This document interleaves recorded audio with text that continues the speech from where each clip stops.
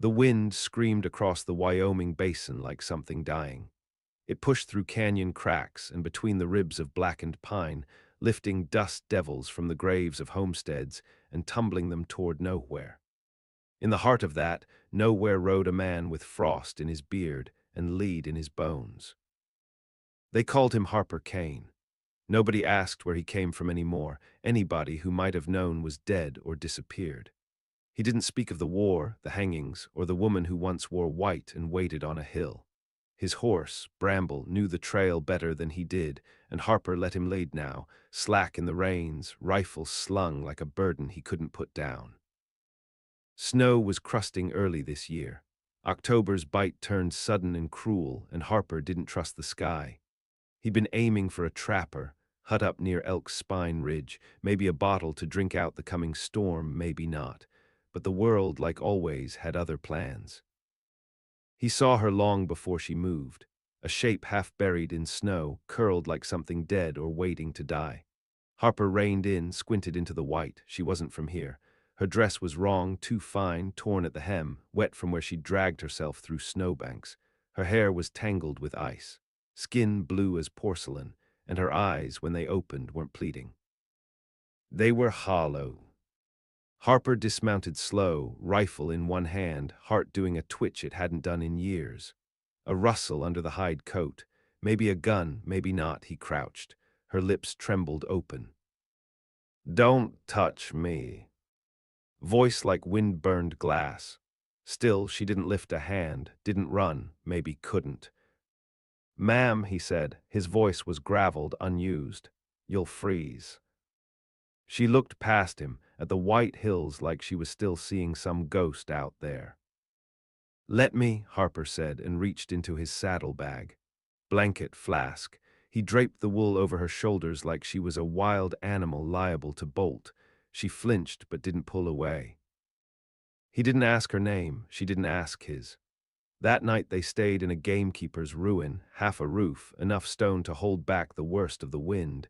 He made a fire. She didn't speak, just watched the flames like she was remembering something horrible. The next day he tried to take her into Sweetwater, but she shook her head hard, violently, and said no town, no sheriff. "Somebody after you?" he asked. She didn't answer. That was the beginning. Her name came days later, dropped like a rock in a stream as they rode. Etta. That was all, no last name. No where from, no who to bury, just Etta. She wore the same torn dress under his old buffalo coat, kept herself clean in cold rivers, stitched silence around herself like a shroud. They drifted north, away from the settlements. She wouldn't say why. Harper didn't ask, he understood enough. Some folks don't run from justice. They run from the kind of vengeance that wears a man's face and a lawman's badge, or worse, the kind that's got no name at all. Once outside an abandoned rail shack, Etta woke screaming.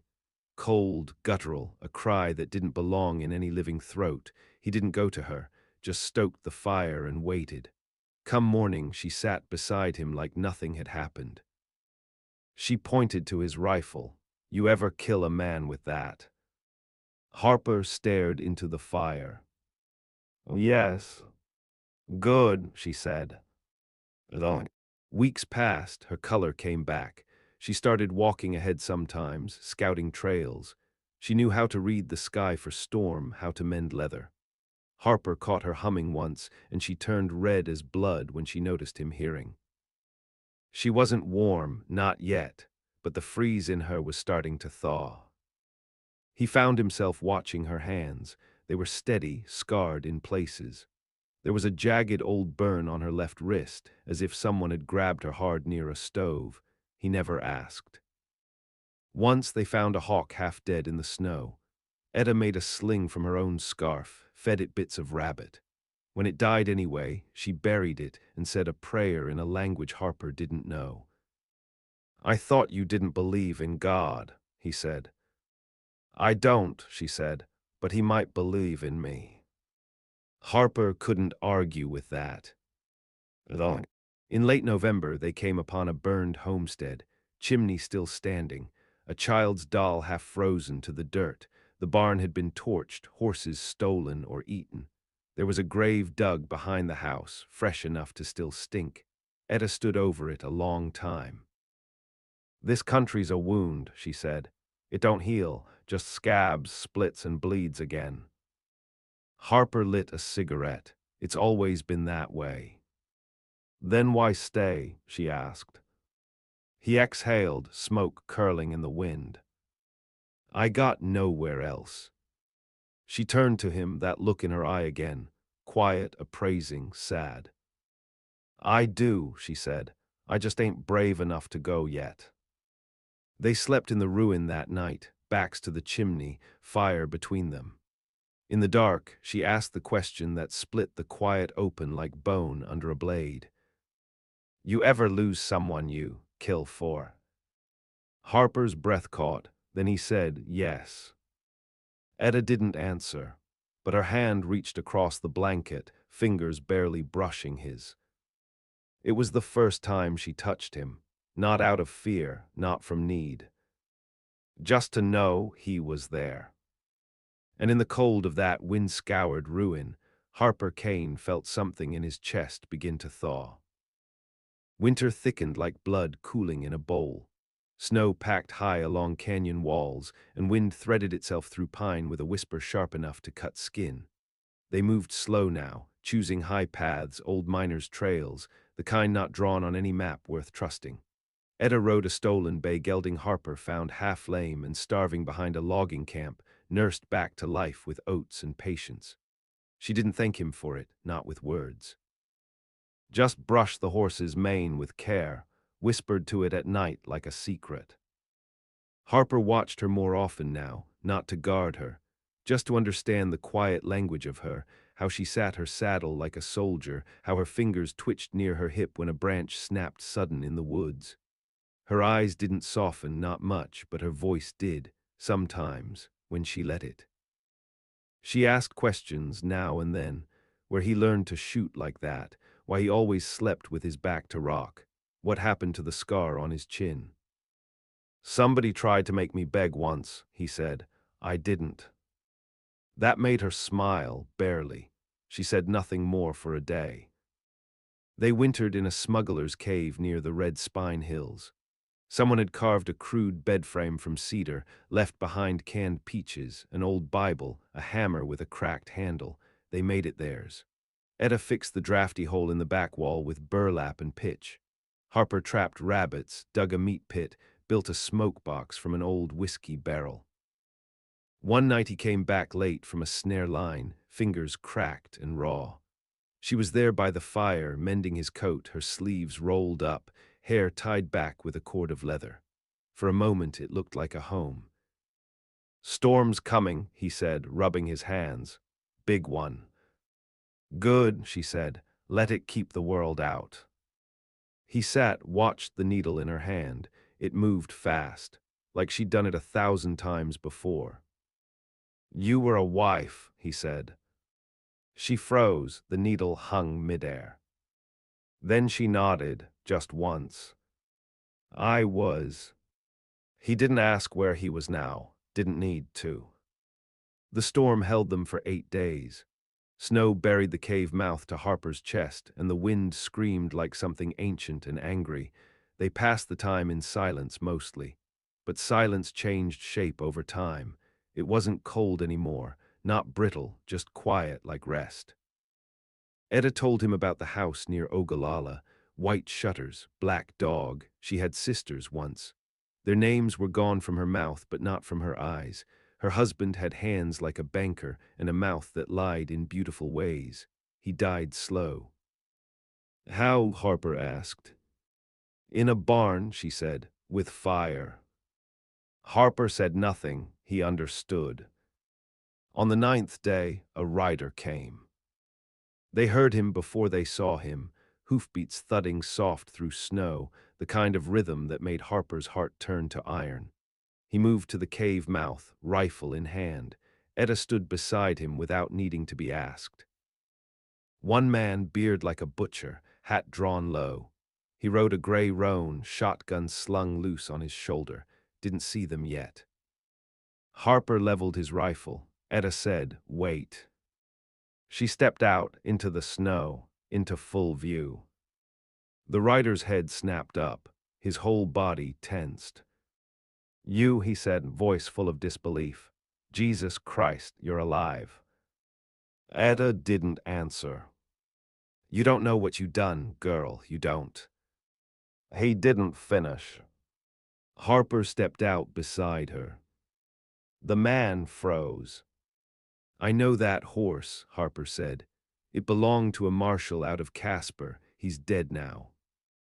The rider's eyes flicked between them. Fingers twitched toward the shotgun. "He didn't get a chance."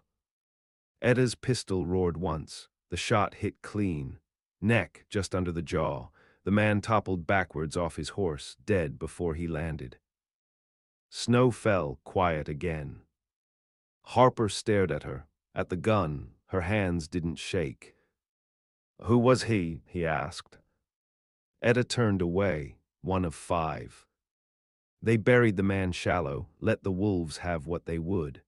Took his cartridges, his tobacco, a flask with initials scraped off. Etta said no more about it. But something had changed. The silence between them was hotter now, edged. He caught her looking at him when he worked, eyes studying him like she was memorizing something she didn't want to lose. At night, she didn't sleep far. Her bedroll brushed his. Once, when the wind howled worst, she curled against his side without speaking. He didn't move, just let her lie. Spring came slow. The thaw turned rivers wild, and birds returned to sing songs that felt too innocent for what had happened in the cave. Etta packed her things one morning with a sense of decision. Tight, clean motions, no hesitance. "I'm going south," she said. "There's a man in Trinidad, second one." Harper stood by the fire, sharpening a blade. "I'll ride with you." She didn't look up. Why? He thought a long time before answering. "Because your war's mine now." Etta met his gaze, and for the first time she let something behind her eyes show, not sorrow, not rage. Hope, cold, trembling, raw. She nodded once, all right. And just like that, the thaw broke a little more. They rode into Colorado with the cold at their backs and a kill behind them. The land softened, but only in shape.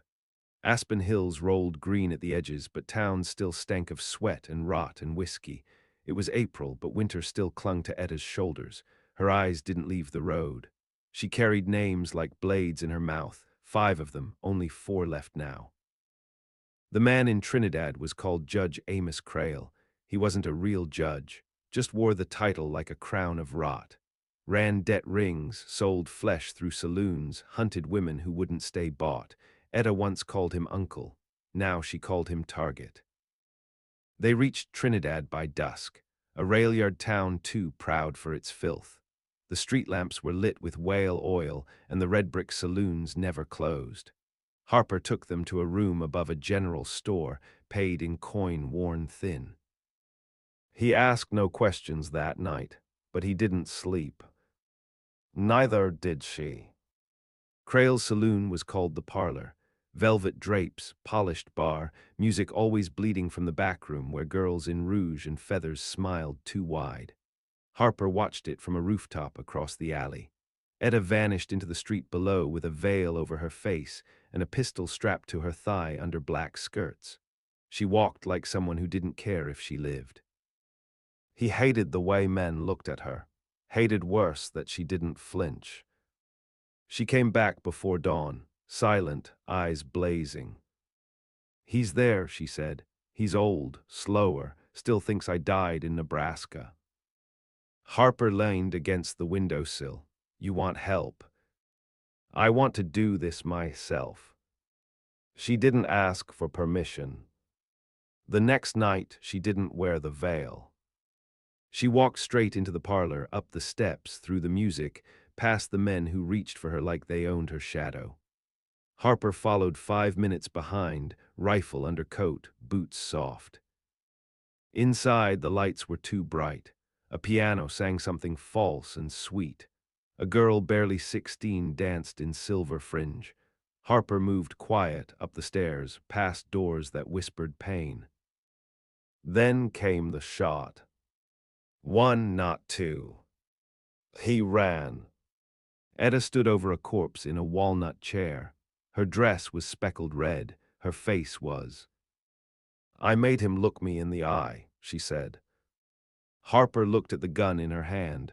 Smoke still curled from it. Her hands were steady. We need to go, he said.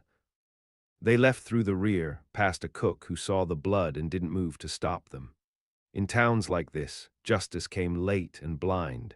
No one missed Judge Crail. They headed west. No words for 2 days, not from her, not from him, but silence wasn't empty now. It was heavy, a reckoning. They stopped in a river hollow near the Utah line, built a fire, ate beans cold. That night she came to him. No words, no invitation.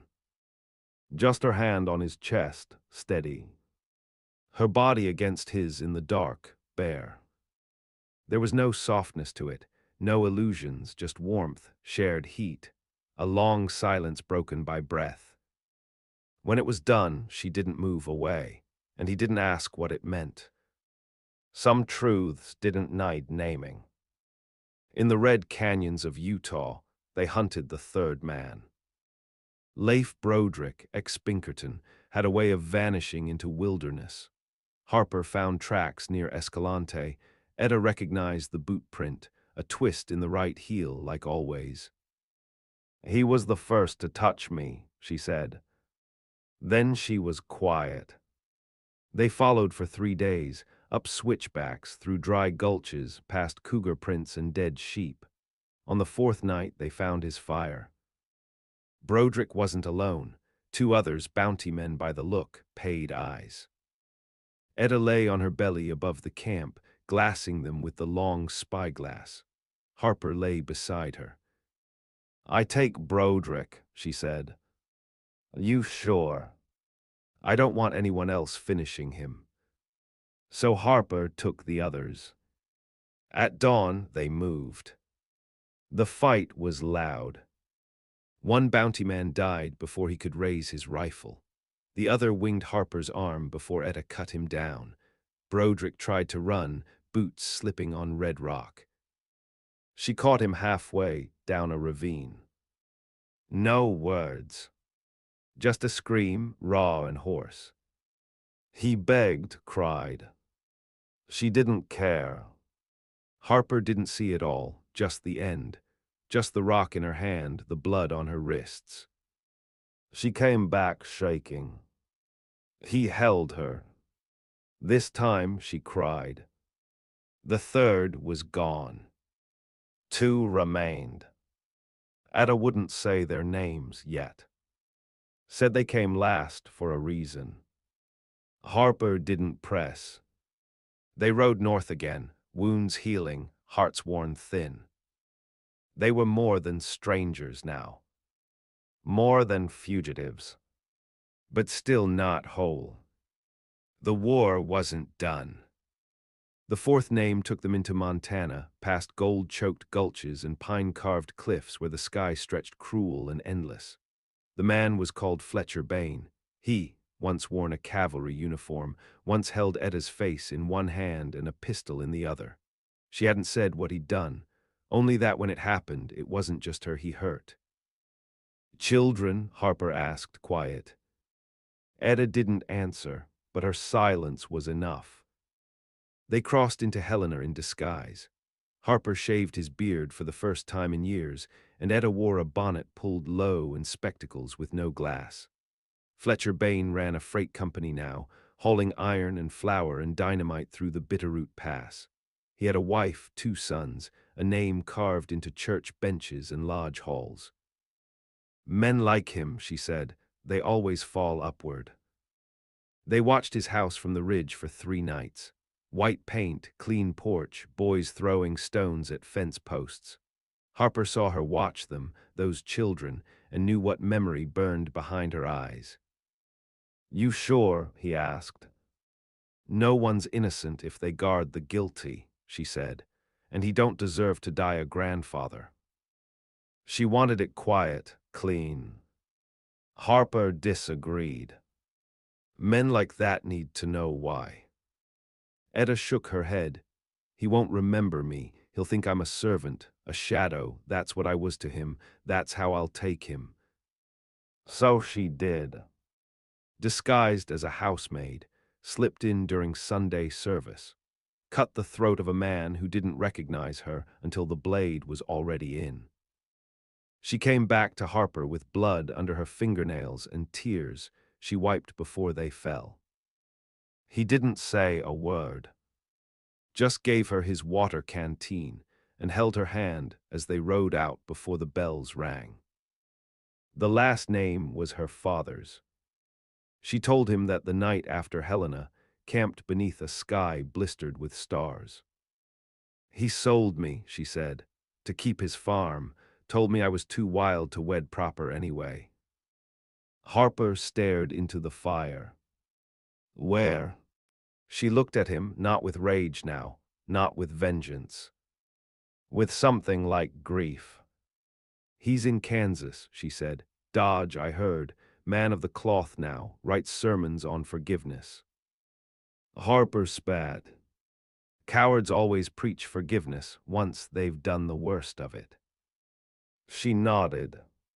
I want him last, she said, but I want you with me. I've been with you.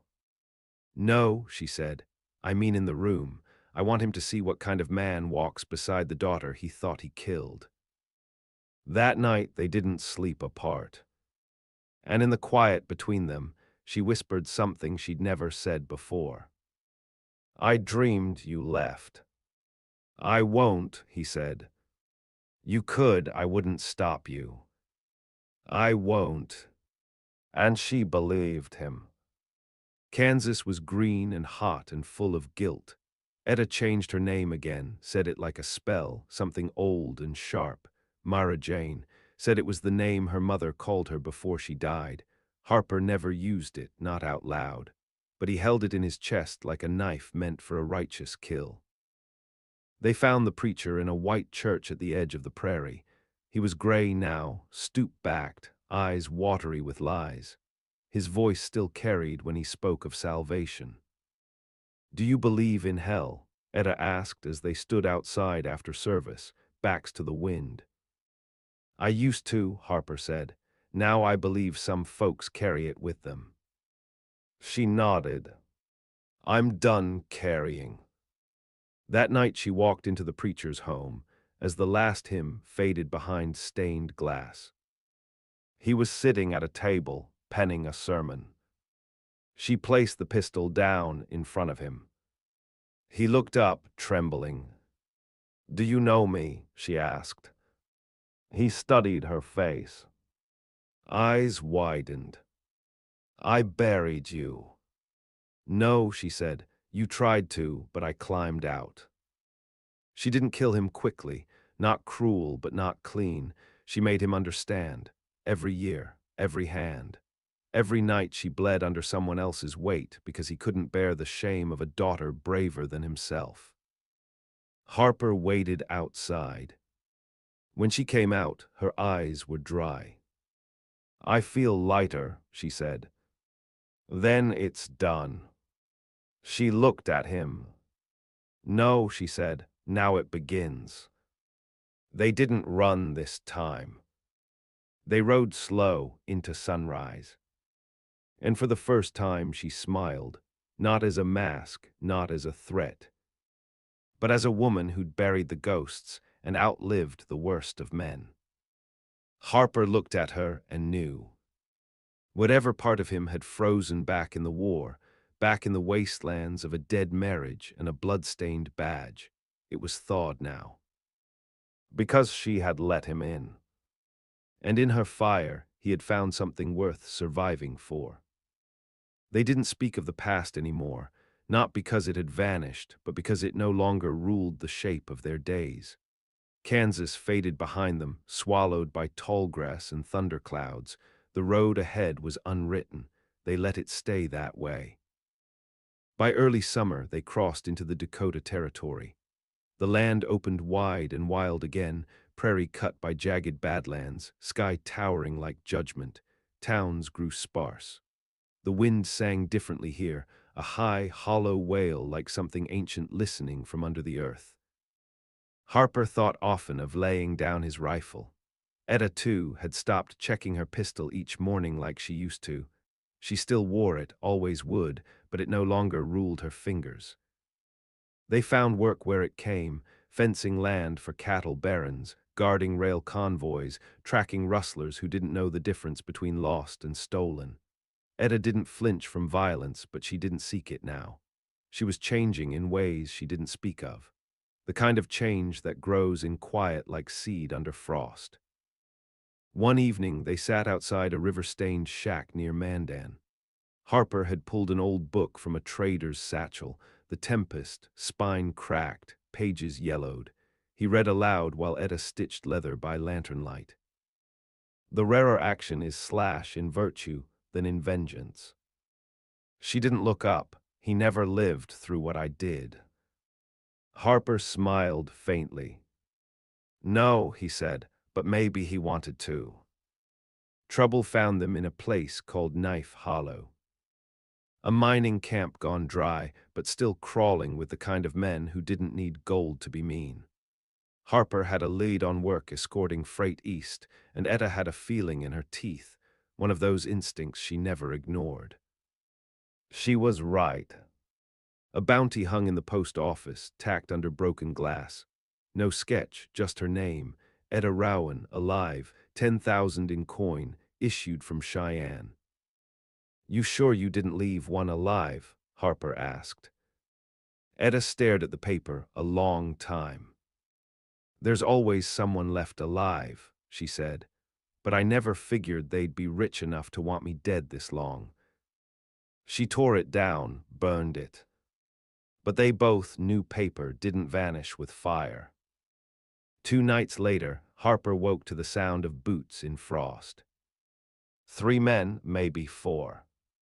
He touched her arm. She was already awake. Outside, shadows circled the shack. Quiet men, professional. Bounty men. They moved without a word, out the back, into trees older than sin. Harper laid traps behind them, fishing line tied to bells, stones rigged to fall. Etta kept to the shadows, moving like smoke. They'd done this dance before, but something about these men felt colder, smarter.